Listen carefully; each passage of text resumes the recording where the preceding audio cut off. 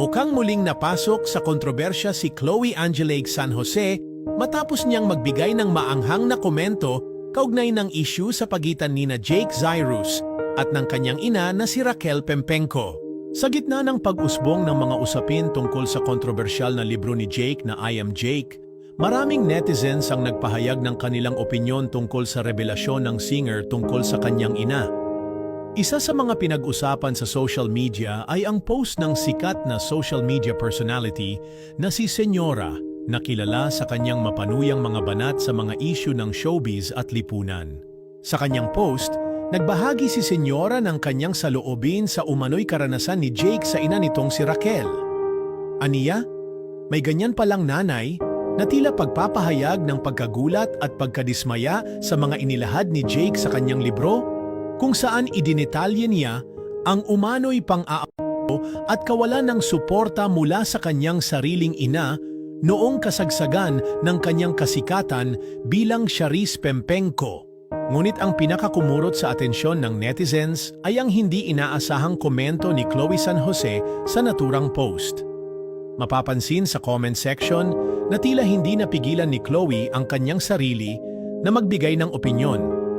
Aniya, meron pa akong kakilala, ganyan-ganyan din senyora, na tila may pinatatamaan sa kanyang sinabi.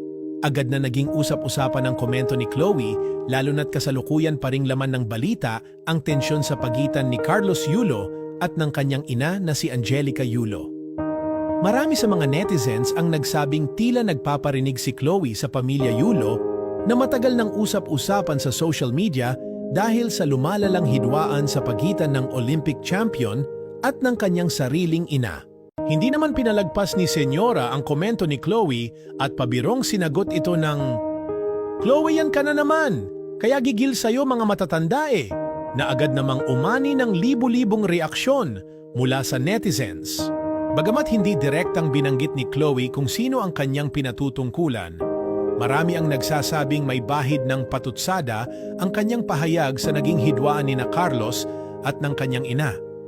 Matatandaan na ilang beses nang naakusahan si Chloe ng mga netizens na tila malaki ang impluwensya kay Carlos sa paglayo nito sa sariling pamilya.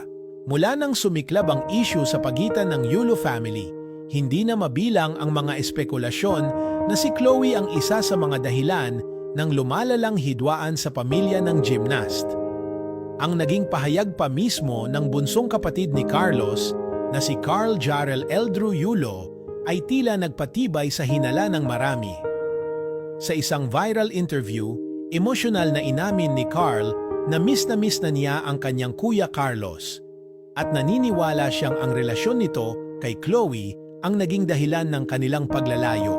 Dahil dito, mas lalong napalapit sa puso ng netizens ang pamilya Yulo, habang si Chloe naman ay patuloy na nakakatanggap ng pambabatikos sa social media. Marami ang nagsasabing imbes na palamigin ang issue, tila lalo pang sinisindihan ni Chloe ang apoy sa kanyang mga pahayag na puno ng pasaring at patutsada. Hindi ito ang unang pagkakataon na nagparinig si Chloe sa social media. Ilang linggo lamang ang nakalipas, nag-viral din ang kanyang komento sa isang post ni Sean Gaza tungkol sa mga babaeng nagiging dahilan ng hidwaan sa pamilya ng kanilang mga kasintahan. Noon pa man ay tila pabirong sinusundot ni Chloe ang kanyang mga basher, ngunit sa bawat komentong kanyang inilalabas, mas lalo lamang napapalayo ang simpatya ng netizens sa kanya. Sa gitna ng lahat ng ito, nananatiling tahimik si Carlos Yulo at patuloy na pinipiling umiwas sa mga kontrobersya. Ngunit sa bawat patutsada ni Chloe, mas lalong lumalakas ang hinala ng marami na may bahagi ng katotohanan sa mga bintang na siya ang dahilan ng pagkakahiwalay ng Yulo family. Samantala, si Angelica Yulo ay patuloy pa ring nakikibaka sa kabila ng kanyang matinding hinanakit bilang ina.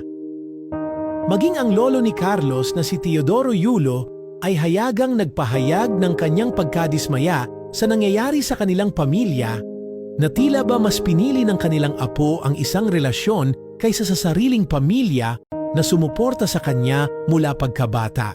Ngayon tila hindi pa matatapos ang drama sa pagitan ng Yulo family at ni Chloe San Jose. Habang patuloy ang pagpapahayag ni Chloe ng kanyang saloobin sa social media, mas lalong umiinit ang hidwaan na tila nagpapakita ng malalim na sugat sa isang pamilyang minsan ng pinagsama ng pangarap at tagumpay. Sa huli, ang tanong ng maraming netizens ay, kailan kaya matatapos ang gulong ito? At higit sa lahat, may pag-asa pa kayang maghilom ang nasirang ugnayan ng Yulo family o tuluyan na bang hahadlangan ng pag-ibig ang muling pagkakabuo ng kanilang pamilya?